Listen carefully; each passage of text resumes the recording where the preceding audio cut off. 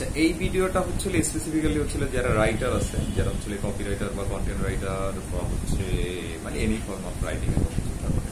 যে রাইটিং এর ক্ষেত্রে আসলে এই বিষয়টা আমি আগেও শেয়ার করছি, যেটা হচ্ছে ক্লারিটি বিল্ডিং করা, ক্লিয়ারলি আমাদের আইডিয়াগুলো হচ্ছে রিপ্রেজেন্ট করা। তো এই ক্ষেত্রে দেখা যায় অনেক সময় অনেকেই হচ্ছে অনেক লং প্যারাগ্রাফ লিখতেছে বা হচ্ছে অনেক লং সেন্টেন্স লিখতেছে।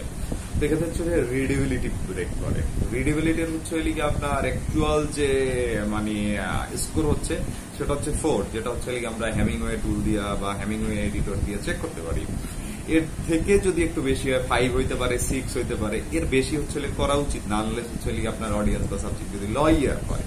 কারণ লয়াররা হচ্ছে ল্যাঙ্গুয়েজের সুপার অ্যাডভান্স। তারা হচ্ছে দেখা যায় মানে আপনি যত হার্ডেস্ট হচ্ছে ল্যাঙ্গুয়েজ লিখেন না কেন, যত বড় হচ্ছে আপনার প্যারাগ্রাফ হোক না কেন, তারা বুঝতে পারে। কারণ হচ্ছে তারা লিঙ্গুইস্টিক্যালি অনেক অ্যাডভান্স। তাদের কগনিটিভ ব্রেইন হচ্ছে আপনার লিঙ্গুইস্টিক্যালি সবকিছু খুব ন্যাচারালি কানেক্ট করতে পারে, কারণ তারা এর সাথে লিভ করে বা হচ্ছে তারা এর সাথে জীবনযাপন করে।